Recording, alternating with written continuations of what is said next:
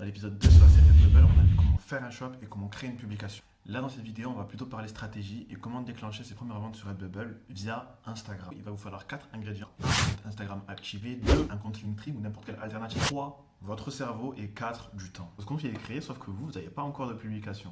On va aller sur Redbubble, on va enregistrer ces mock-ups, on va les mettre sur Instagram et on va planifier la publication de tous les mock-ups parce que c'est là où il y a toute la stratégie qui va se faire. C'est qu'on a un compte Instagram actif qui attire du monde et ces personnes-là, quand ils vont venir sur votre compte Instagram, vont ensuite aller dans votre Linktree et qui du coup vont aller dans votre compte Redbubble. Les détails, on en parle dans la partie théorique, là on est dans la partie pratique, on avance. D'accord, vous avez compris qu'il va falloir faire des posts Instagram. Pour faire des images, on va aller directement sur votre shop Redbubble, sélectionner une de vos œuvres. D'ailleurs, je conseille de le faire à partir d'au moins 5, 6, allez voir une dizaine d'œuvres postées, comme ça vous allez répéter cette action plein de fois et ensuite tout planifier les posts. Une fois que vous êtes sur la page comme ça, il va falloir faire clic droit, inspecter et ici, donc sélectionner un élément et vous allez venir sur l'image que vous voulez enregistrer. Donc l'image là va être votre mock-up. Une fois que c'est surligné, vous cliquez dessus avec un clic gauche et ensuite vous verrez ici à droite un lien apparaître. Quand vous survolez, vous voyez que c'est l'image qui apparaît. On fait clic droit, Open in New Tab, donc ouvrir dans un nouvel onglet. Une fois que c'est ouvert dans un nouvel onglet, vous avez cette image que vous allez simplement enregistrer.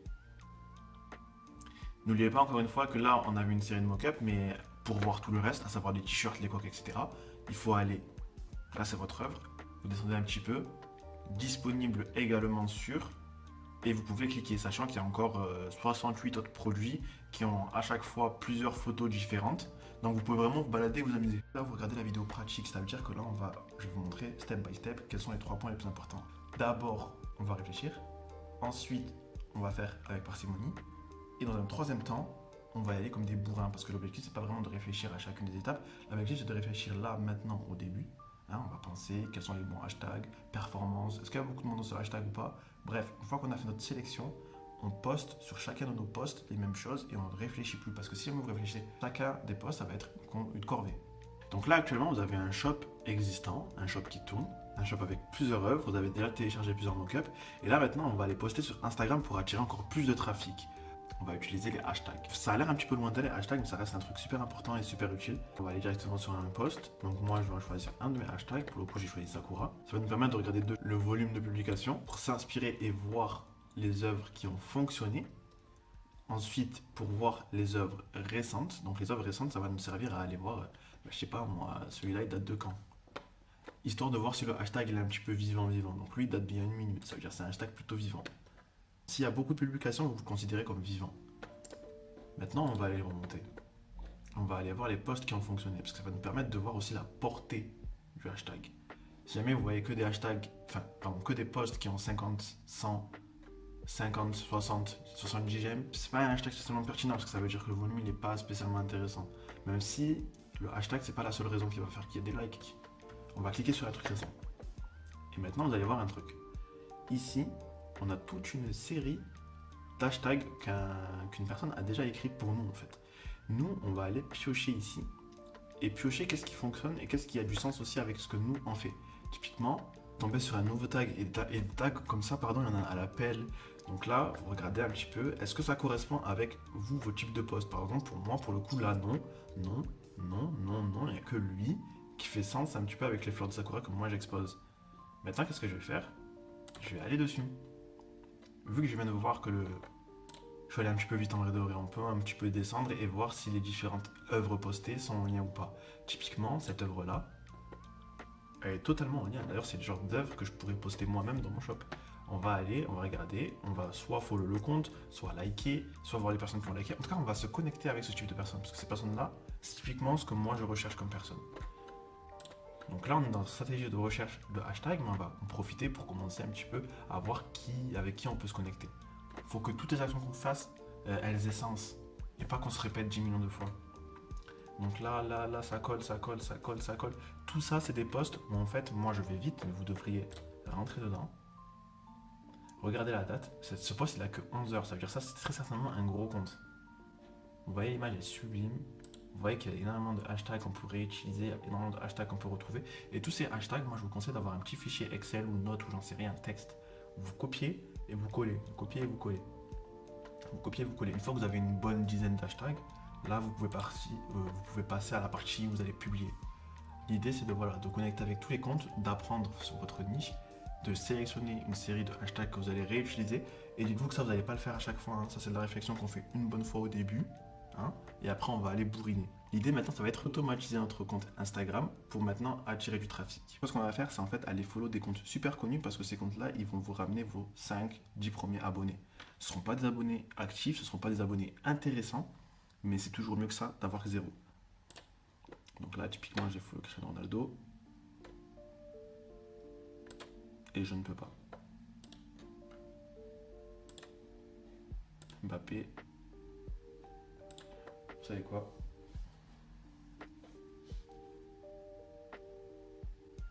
En faisant ce métaverse. Parce qu'en fait, je suis en train de filmer. Bon, bref, je vais vous l'afficher directement sur votre écran, ne vous inquiétez pas. Donc là, ce qu'on va faire, on va aller voir des gros comptes un petit peu. Typiquement, on va aller chercher, je sais pas, mon Ronaldo. On va aller s'abonner. Et vous voyez, on a les suggestions en fait. Donc on va suivre aussi Mbappé, on va suivre aussi Ramos. Ça c'est que des joueurs de foot connus, mais bon. Hop, ça c'est fait. Maintenant on va aussi aller chercher d'autres personnalités. On va chercher, moi je sais pas, Selena Gomez. Elle, je sais qu'elle a beaucoup d'abonnés sur Instagram. Donc Selena Gomez. On va la suivre. Ariana Grande, Kendall, Justin Bieber. Faut pas en follow trop non plus, hein. On va en follow une bonne petite dizaine et après ça y est, on va s'arrêter. D'ailleurs, vous voyez, Selena Gomez aussi, elle a une tri. Bref. L'idée ici, c'est simplement d'avoir quelques petits comptes. Est-ce que ça va se faire en live? J'aurais aimé que ça se passe en live, en règle générale, quand vous followez sur deux comptes. Quand vous suivez sur deux comptes, au bout de quelques minutes, il y a des gens qui viennent s'abonner. Bref, je vous remettrai l'écran si jamais il y a un truc intéressant qui se passe. Ensuite, qu'est-ce que ça fait? Ok, tous les ingrédients sont réunis. Vous avez déjà un compte, vous avez quelques publications de prêtes, vous avez les hashtags, vous savez ce que vous voulez mettre dans les hashtags. On va passer à la planification. La planification, c'est super important parce qu'en fait, ça va nous permettre de le faire une fois, toutes les 2 semaines, préparer toutes les publications qui vont arriver dans la semaine et de revenir qu'une seule fois de temps en temps pour checker les stats, pour relancer, pour replanifier des publications. Pour la dernière partie, la partie du coup publication, on va se passer sur Later. Je vous enverrai vraiment un lien et vous allez vous inscrire. Moi j'ai déjà fait mon compte passé, c'est que Later il va vous permettre de planifier vos publications. Donc vous allez créer sur Create a Free Account. Moi je vais juste faire login hein, parce que mon compte il existe déjà. C'est un peu comme ça, vous allez voir les choses. Donc vous allez voir, première étape c'est aller dans Media.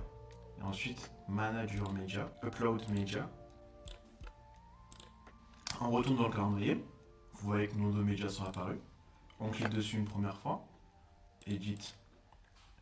Et ici, ça va être en fait juste la capture. Donc typiquement la dernière publication.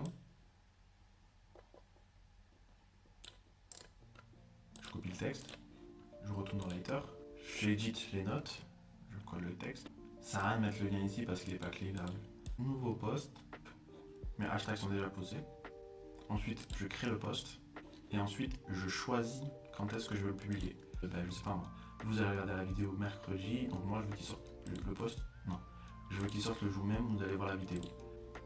Donc là on est bon. Là on est bon et on met prévoir le post, donc schedule le post. Et vous voyez, il apparaît ici. Donc là on me dit que ouais, il va bien être publié comme prévu. Là vous voyez qu'ici il y a écrit 9 posts left. Bref. Donc là le post est prévu. Sauf que ce que je vais faire, vous allez le faire pour chacun de vos posts. Comme ça, votre compte va être actif tout le temps. Donc là normalement, je vous ai tout montré.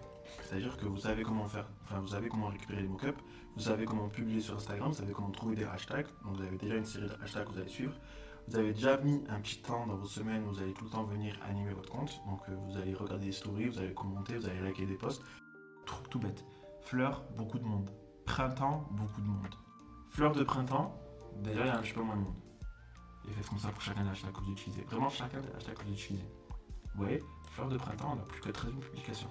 Les meilleurs elles tournent à 25, donc c'est pas ouf, comme je vous l'ai dit tout à l'heure. Mais après, quand on est dans une stratégie de bourrin, l'idée c'est qu'on va venir ici et on va un petit peu. On va être omniprésent ici en fait. On va cliquer sur celle-là. Je vois que ces personnes-là commentent j'aime tellement cette fleur et son odeur. Cette personne-là, on va aller la follow parce qu'on voit qu'elle aime bien ça. Pareil, on va regarder dans les likes. Qui sont les personnes qui ont liké cette publication? Vous voyez, chacune de ces personnes, chacune de ces personnes, elles ont liké ce post. Donc potentiellement, chacune de ces personnes vont liker les posts que vous avez publiés. Et en règle générale, faut vous connecter avec ce type de personnes. Votre compte va monter petit à petit, jusqu'à atteindre un moment où les gens vont se mettre à cliquer sur votre compte. N'oubliez pas que ce moment-là va venir dans un petit peu plus longtemps.